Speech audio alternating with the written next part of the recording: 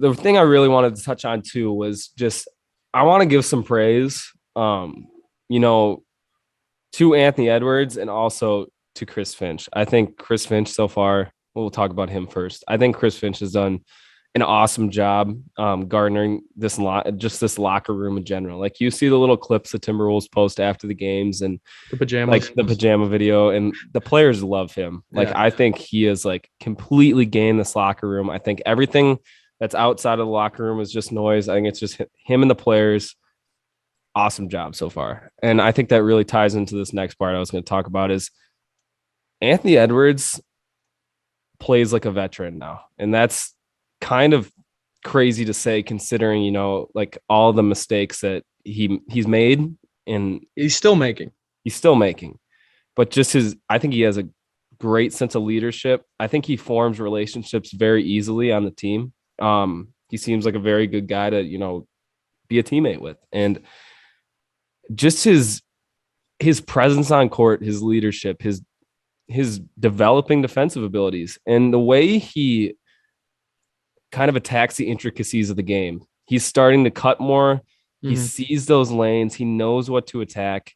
Everything looks so easy for him on the inside right now. Like you just watch him, like every single layup, he's not missing at the rim now. He has good touch at the rim. He looks lengthier. He looks like he's able to finish better at the rim. Almost like it felt like before. I don't know if this is like you kind of know what I'm trying to say here, but before it felt like he would initiate the contact and then kind of do a fade, like you'd go away from the basket. But now he's getting all the way to the basket and just easily finishing. All these reverse like I've been seeing the past 2 games. He's been doing a lot of like he'll get the ball on a back screen and he'll just do this super smooth reverse layup, and it just looks like he's wired to do that now. And he just looks like he's been in the NBA, and that's really, really good for a first year, of development.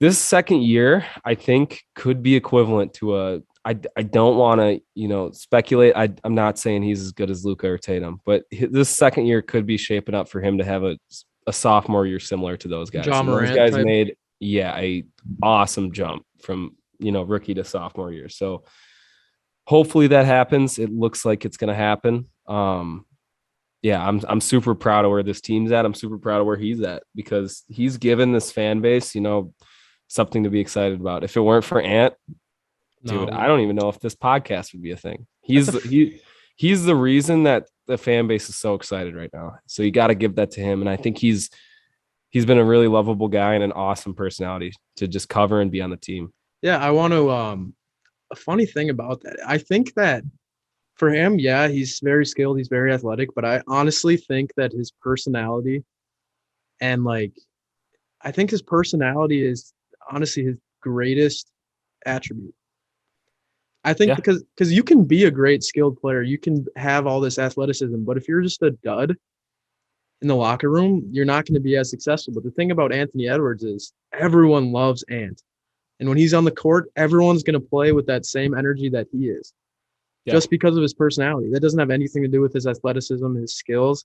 So I would argue that is his best attribute. Yeah, 100%, man. Like it's just like the small things. Like you saw in his story last night, he was just hanging with Kat, having fun. Like that has to happen in a basketball locker room. If you're not friends with your teammates, man, like it's okay, I guess, in like other sports, but like you're with 12 guys and you got to be close with all of them. You got to develop that bond, especially the starters. And I think Anthony Edwards has done a great job of that. And I think he's, kind of stepping up into this. I think he started stepping up into a leadership role last year, honestly, especially as a rookie. And you don't see that.